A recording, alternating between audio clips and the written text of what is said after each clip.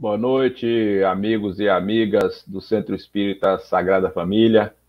É uma satisfação para mim estar aqui com vocês nessa noite de segunda-feira, aqui na nossa queridíssima Salvador, para mais uma palestra nessa casa de aprendizes, de estudiosos do Evangelho de Jesus.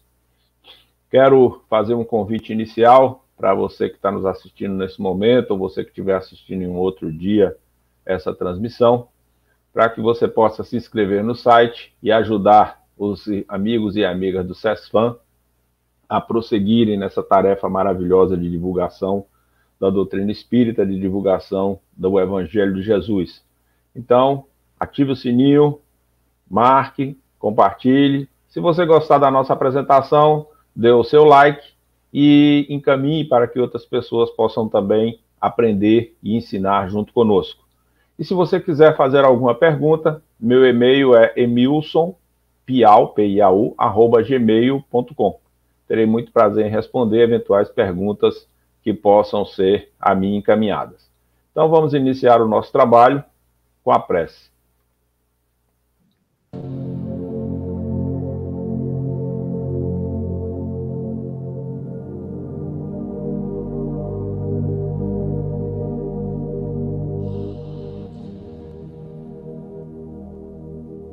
Divino amigo Jesus, mais uma vez estamos aqui reunidos nessa casa de aprendiz do Teu Evangelho. Sintoniza nossos corações e mentes, de maneira que juntos possamos fazer novos progressos na compreensão sobre nós mesmos, no nosso crescimento espiritual, na nossa transformação como discípulos da Tua mensagem e do Teu Evangelho. Sê conosco, amigo dileto, agora e sempre, de forma que a cada dia nos conscientizemos mais da nossa missão como propagadores da Tua mensagem. E faze com que esse nosso tempo de estudo seja um tempo também de reflexão, aprendizagem e transformação interior. Que assim seja.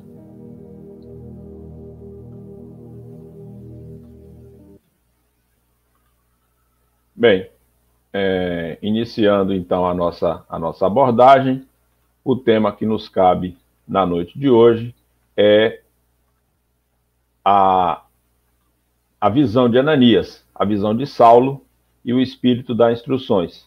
É um dos capítulos do livro Vida e Atos dos Apóstolos, do professor Caibar Schutzel. Essa é uma obra que está completando 89 anos, agora em 2021. Ela foi publicada em 1932. Para aqueles que são estudiosos e pesquisadores, igual Jacilene e outros amigos do CESFAM, ela é anterior às psicografias de Chico Xavier, pelo Espírito Emmanuel, do livro 2000 anos e 50 anos depois, onde a gente vai ter uma narrativa também das histórias de Saulo, de Abigail, de Estevão.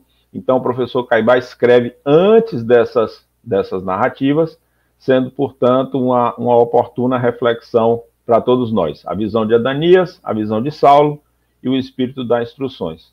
Quero, inicialmente, agradecer a Jacilene e aos dirigentes do CESFAM, Centro Espírita Sagrada Família, por esse honroso convite para estarmos aqui nessa noite de aprendizagem e de reflexão, aprendendo juntos as lições do Evangelho de Jesus e bebendo na fonte do professor Caibar Schutzel. Vai nos dizer a Dora Encontre que o Caibar Schutzel foi visitado pela mãe de Jesus, Maria, que deu a ele a tarefa, a missão de ser um propagador da doutrina espírita, lá a partir da cidade de Matão, São Paulo, onde ele residia, e, segundo a narrativa de Dora Encontre, ele recebeu essa missão da mãe de Jesus para ser um propagador do Evangelho em terras brasileiras, e assim ele fez. Tem algumas obras que são estudos em torno dessa mensagem morredora. E nesse capítulo especificamente, onde ele vai falar sobre a trajetória de Saulo, dentro do estudo que ele vem fazendo, da Vida e Atos dos Apóstolos, que é um livro que eu recomendo àqueles que não tiveram a oportunidade de ler e pesquisar, porque às vezes a gente lê a Bíblia no estado puro, no texto bíblico, através dos seus capítulos e versículos, e algumas dúvidas ficam na nossa cabeça, e é sempre bom termos intérpretes, como o professor Caibar Schutzel, que vão nos ajudando a compreender melhor detalhes, perspectivas, determinadas informações da compreensão do detalhamento do texto bíblico que acabam nos ajudando nesse aprofundamento, nessa reflexão. Para a gente entender o papel de Ananias no desenvolvimento de Paulo na trajetória de Saulo de Tarso, que depois vai se tornar Paulo de Tarso, a gente precisa contextualizar o surgimento do cristianismo, assim eu vou chamar de um fio da história, onde Jesus, desde o seu início na sua missão aqui na Terra, vinha sofrendo inúmeras perseguições. Foi rebatido, foi contestado, os judeus não aceitavam a sua figura como um Messias, apesar do profeta Isaías e outros já terem falado sobre eles, e essa trajetória de Jesus redunda na sua crucificação, mas essa mensagem do amor imortal permanece. Então, mesmo Jesus crucificado, mesmo os primeiros seguidores de Jesus, que ainda não eram chamados de cristãos, mas eram perseguidos, e a gente vai ver o professor catarinense Humberto Roden, quando ele vai dizer que Jesus morreu condenado pelos dois poderes máximos do seu século. O poder religioso, representado pelos senadores de Israel, no Sinédrio, e o poder político e militar do Império Romano, representado por Pôncio Pilatos. E, apesar desse esforço de eliminar a mensagem de Jesus, a mensagem de Jesus, ela ressurge e ela se fortalece e ela vai crescendo nos corredores, nas vielas, onde o Mestre Jesus passara, onde ele efetuou suas curas. Aquelas pessoas tocadas por aquela mensagem do amor imortal vão se esconder nas catacumbas, vão se esconder, né, nas cavernas, vão fugir daquelas regiões onde havia aquela enorme perseguição do Império Romano. E uma característica marcante desses primeiros cristãos estava relacionada exatamente com essa capacidade que eles tinham de resistir aos flagelos, resistir à dor, resistir ao sofrimento, em nome de Jesus, o Cristo de Deus. E aí a gente vai encontrar dentro desse processo, conforme os estudiosos da tradição bíblica, mais ou menos no ano 33 da Nova Era, a figura desse senador, desse estudioso, né, desse aprendiz do Senado romano, que é o Saulo de Tarso, que é uma figura que vai ser conhecida por nós através da pena do evangelista Lucas, que vai escrever o evangelho que leva esse nome, o Evangelho de Lucas, e também é o escritor dos Atos dos Apóstolos. As narrativas exegéticas, ou seja, as narrativas bíblicas, elas dão conta de que esse livro foi escrito aproximadamente entre os anos 60 e 64 da era cristã, e no ano 64 tem uma questão marcante, é quando Nero determina o extermínio dos cristãos, né, através dos incêndios lá em Roma, aí uma passagem histórica que se tornou muito famosa, e é nesse ambiente, então, que nós vamos encontrar o Lucas escrevendo os Atos dos Apóstolos, sob a orientação já de Paulo de Tarso, e nós vamos, então, ter uma narrativa retrospectiva sobre essa trajetória do Saulo. E é importante a gente fazer uma contextualização, amigos e irmãos do CESFAM, que a gente vai ter um confronto entre a tradição humana, representada pelos códigos, pela Torá, representada por Saulo de Tarso, e a revelação divina, representada por Jesus. E quem é essa figura de Saulo de Tarso? Saulo era um doutor da lei, discípulo de Gamaliel. Gamaliel era um senador judeu, e o Saulo, que vinha de uma família tradicional, ele nasceu na região da Sicília, né, em Tarso, na região da Sicília, e ele estava sendo preparado para ser o sucessor de Gamaliel. Narram os seus biógrafos que ele era uma figura que tinha uma oratória muito forte, era um conhecedor profundo das leis, era o literalista, ou seja, era aquele que interpretava a lei ao pé da letra, e era um forte perseguidor daqueles seguidores de Jesus. E é uma passagem interessante entre ele e Gamaliel, porque o Gamaliel já mais velho, já o Saulo muito jovem e o Gamaliel mais velho, o Gamaliel vai dizer para o Saulo, olha, deixe ele, não fique perseguindo não, que isso acaba fortalecendo essa turma. Isso aqui, é claro, é minha interpretação, né? Então, se a mensagem que ele está trazendo é uma mensagem de Deus, ela vicejará. Se não for de Deus, ela desaparecerá como a mensagem de outros que se diziam Messias. E o Saulo, a característica que os biógrafos emprestam a ele é que era uma pessoa muito séria, muito cônscia das suas responsabilidades e era um perseguidor atroz, porque ele entendia que aqueles cristãos, aqueles seguidores de Jesus, ainda não se chamavam cristãos, me perdoem o equívoco conceitual, aqueles seguidores de Jesus, eles deveriam ser perseguidos porque eles estavam contrariando a lei judaica. E o Saulo era, aí é importante contextualizar esse aspecto também, o Saulo era um profissional, fabricante de tendas, ele trabalhava com artigos de couro, etc, etc. E por que isso é importante na contextualização? Porque os senadores romanos, eles não eram figuras que ficavam exclusivamente a serviço. Eles eram da religião, eles eram pessoas que tinham também as suas responsabilidades, os seus compromissos profissionais e tinham, portanto, o seu contato humano com as outras pessoas. Não eram figuras fora do ambiente social, eram figuras integradas dentro do seu ambiente social. E é nesse contexto que a gente vai pensar um pouco em Saulo e entender um pouco essa trajetória de Saulo, que, apenas para relembrar, para contextualizar a nossa abordagem, o Saulo perseguia esses primeiros seguidores de Jesus e ele lapida um desses seguidores, ele mata um desses seguidores através do apedrejamento, que é o Estevão. E após essa lapidação de Estevão, ele se sentiu fortalecido, empoderado, como a gente usa na linguagem de hoje, pelos senadores, e ele conseguiu uma carta para poder prosseguir essa sua missão de perseguidor dos cristãos. E ele sai de Jerusalém, Israel, para ir para a Síria, na cidade de Damasco. E ele foi, então, acompanhado de inúmeros soldados e seguidores que o acompanhavam, para chamar assim a sua guarda pessoal. E depois, ele, nessa viagem, imagina aí, não sei se vocês vão ter na mente o mapa, ele sai de Israel, atravessa o Egito para chegar na Síria. Né? Então, uma viagem longa, né? Ele teve que dormir, descansar pelo meio do caminho, etc. e tal. E aí, quando ele vai chegando próximo a Damasco, narram os seus biógrafos, e narra Lucas nos Atos dos Apóstolos, que houve uma turbulência, uma tempestade, raios, trovões, uma grande luminosidade que assustou a todos e derrubou ele do cavalo. E nesse processo, ele vai ter uma visão, né? E ele vai ter nessa visão uma voz, que ele nesse momento não identificava de quem era, vai dizer: Saulo, Saulo, por que me persegues? E ele vai perguntar, meio atônito, meio desconcertado: quem sois vós, Senhor? Ao que essa voz responde: eu sou Jesus de Nazaré. Por que persegues os meus?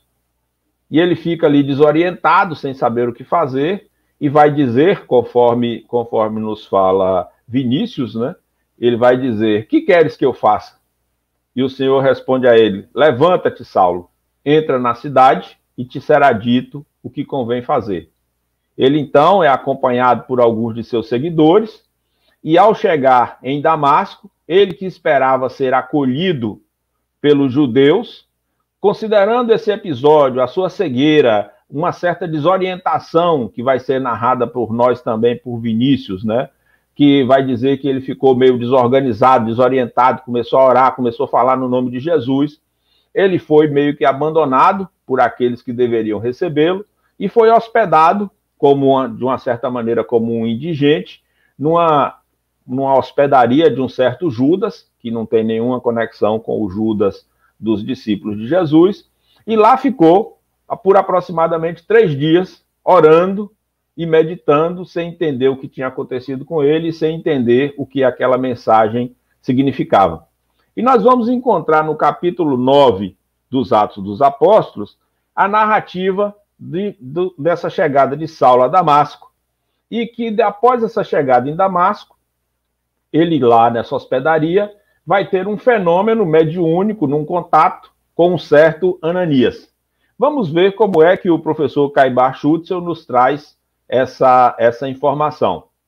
Eu vou ler para que fique mais claro para todos, né?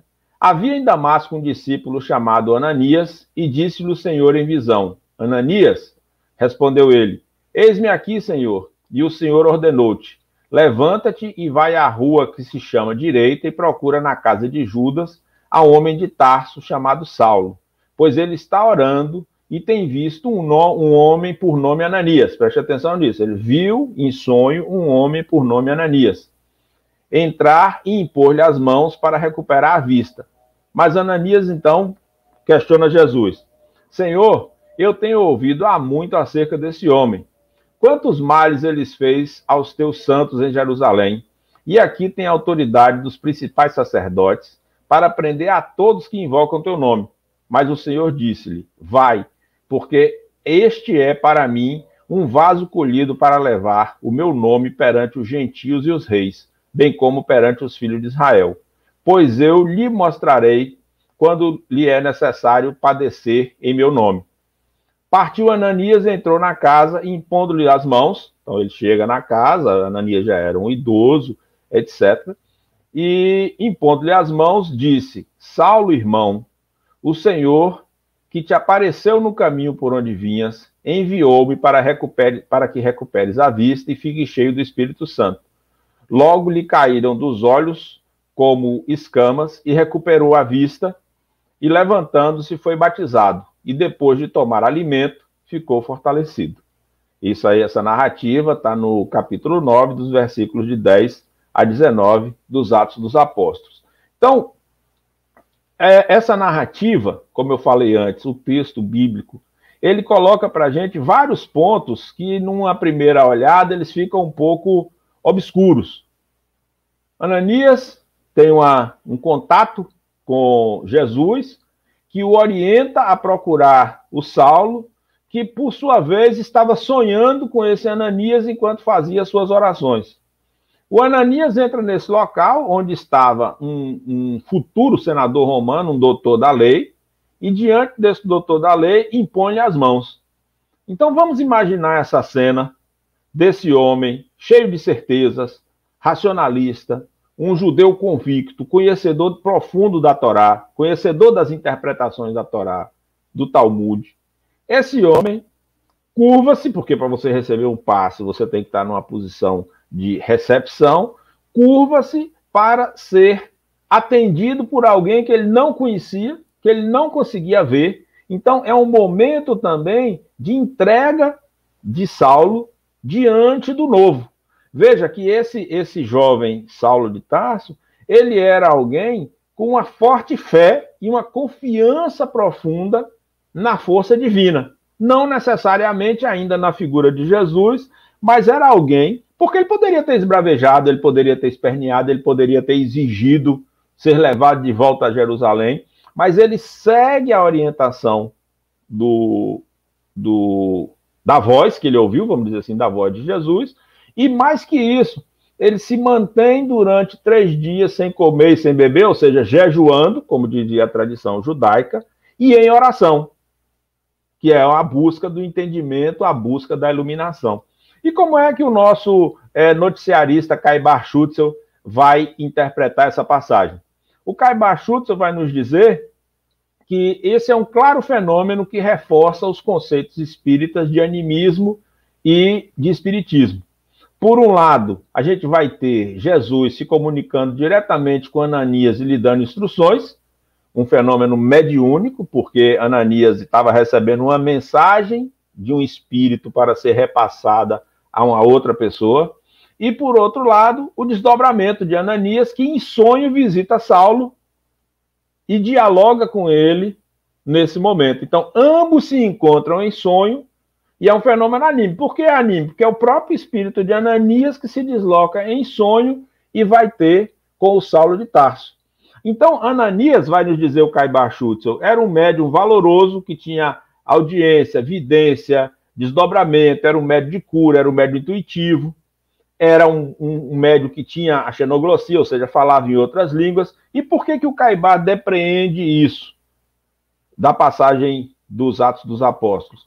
Porque Ananias, ao chegar, impõe as mãos e, através da cura espiritual, remove aquela cegueira momentânea que acometia o Saulo.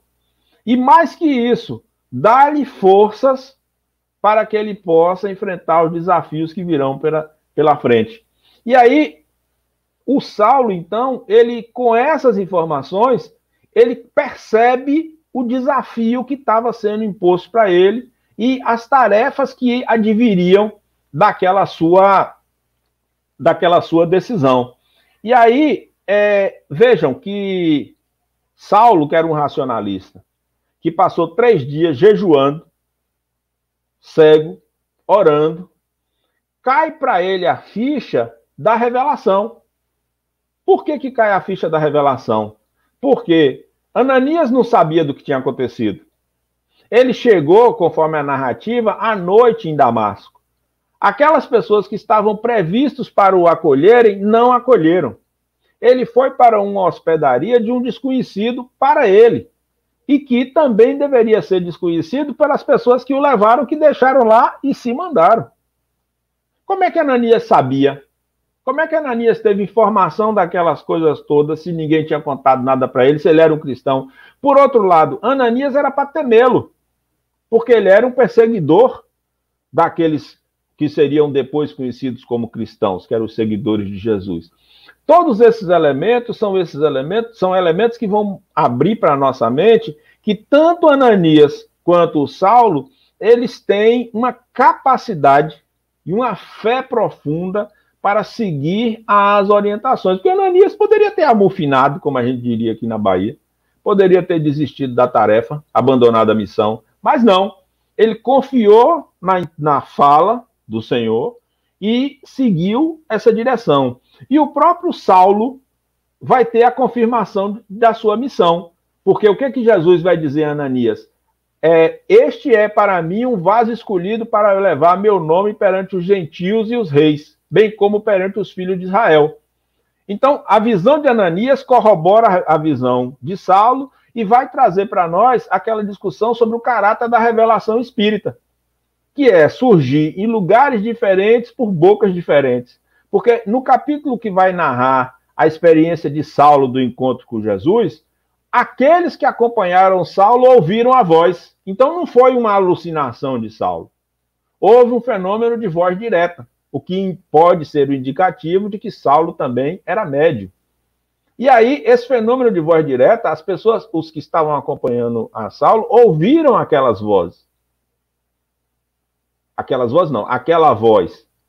Então sabiam que ele não estava alucinado. E ele disse aos discípulos que era Jesus, era aquele que falava com ele.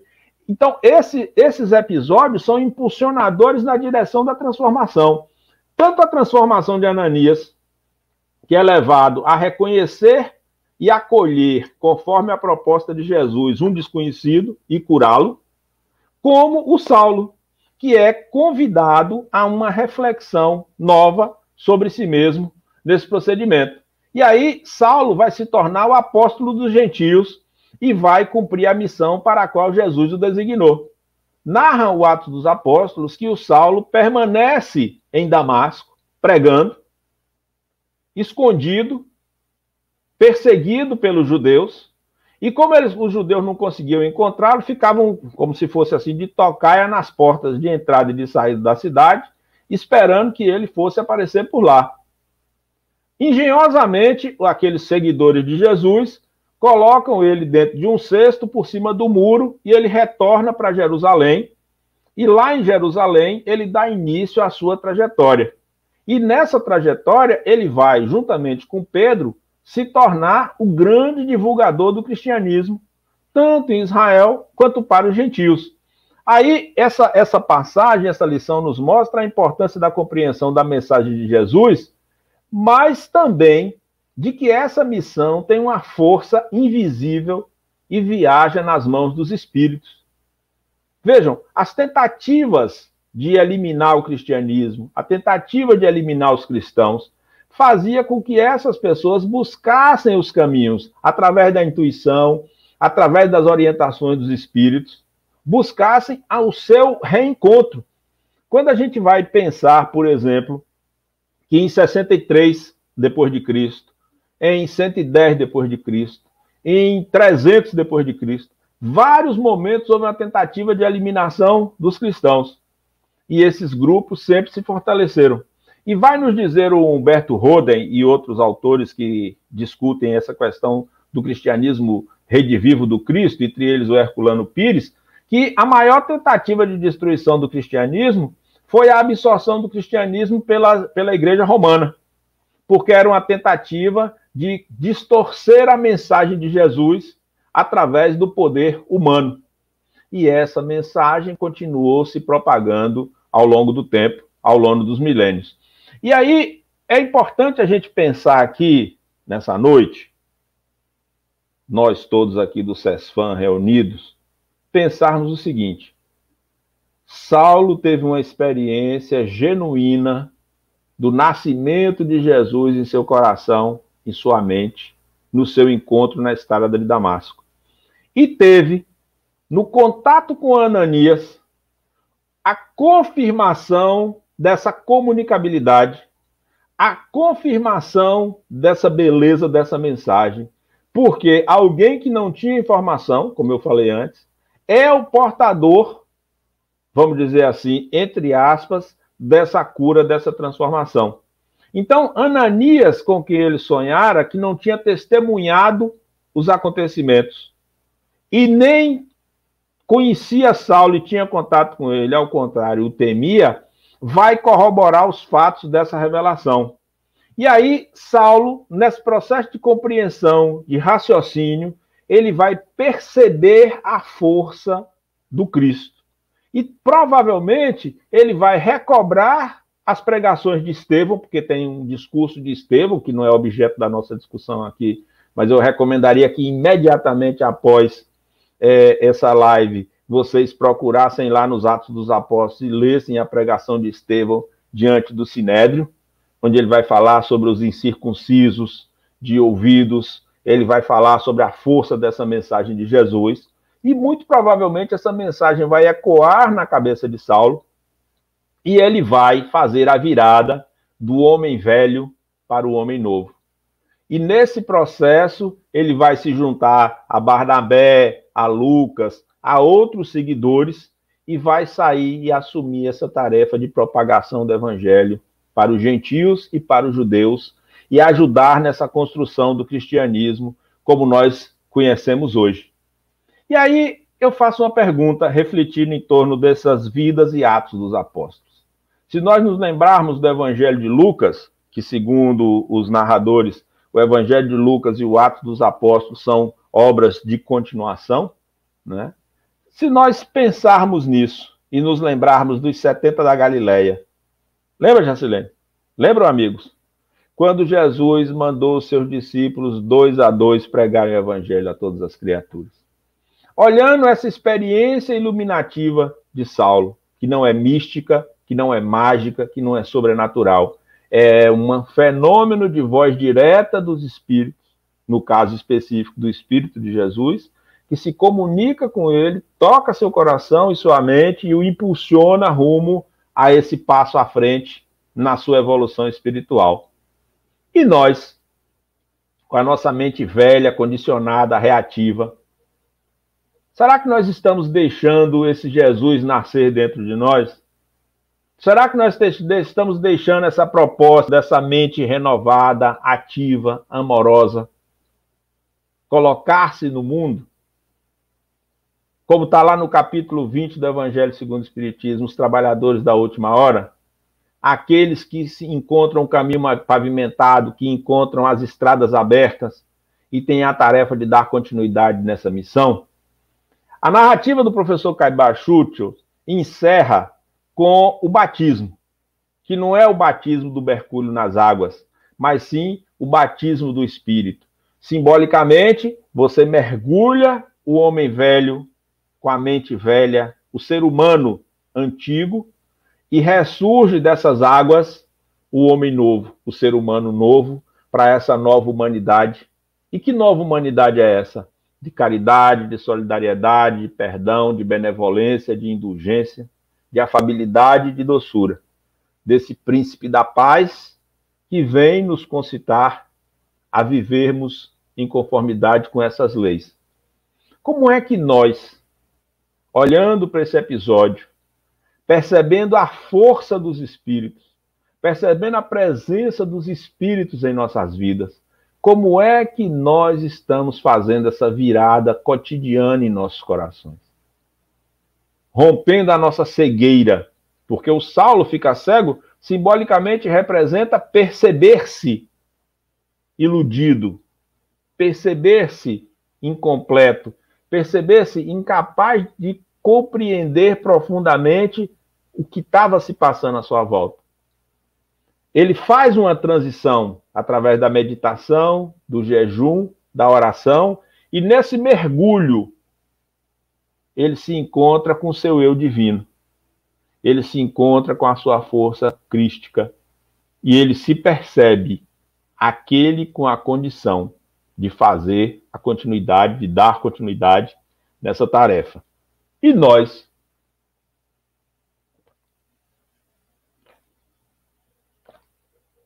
Como é que nós colocamos? Como é que nós fazemos esse processo de sermos discípulos do Cristo na atualidade?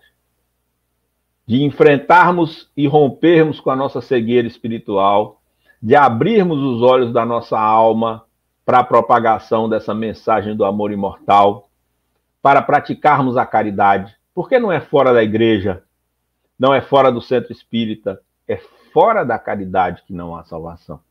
E por mais que tentem suplantar, oprimir e destruir essa ideia ressurge porque ela vem de Deus, ela vem dos Espíritos e ela tem a força do Espírito da verdade, que é Jesus. É essa proposta que quero concitá-los nessa noite. Você que está nos assistindo aqui agora, nesse instante, e você que em outros momentos vai poder assistir essa gravação dessa palestra. Deixemos que essa experiência de Saulo, que rompe com o ser humano velho, com a mente condicionada, com as tradições antigas, e se desafia na direção do ser humano novo, nessa mensagem renovada do amor imortal, da transformação do planeta, a partir da transformação de si mesmo. A primeira conversão que precisa acontecer é a nossa, dentro de nossos corações. Porque quando essa conversão se completa, nós nos tornamos a transpiração, a voz e a presença de Jesus. Que essa presença de Jesus, portanto, possa ser forte em nossas vidas e em nossos corações. Agradeço a gentileza de vocês que me ouviram até agora e convido-os para juntos fazermos a prece final.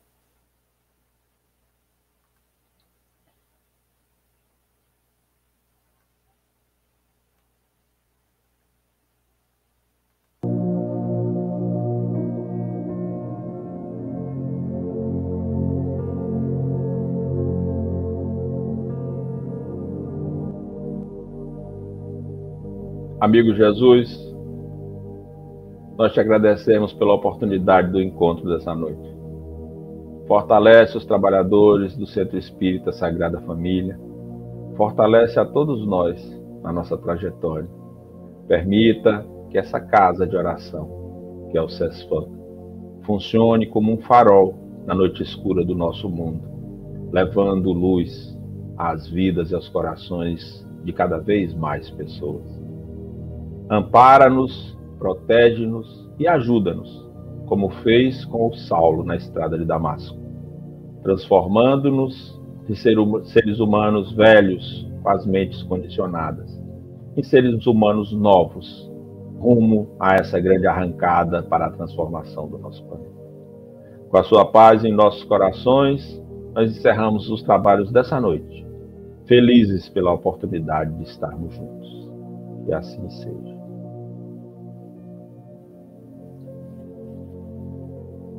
Um grande beijo para todos, para todas. Obrigado pelo honroso convite.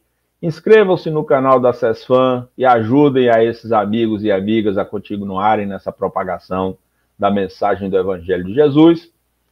Um grande beijo para todos e todas e até uma próxima oportunidade.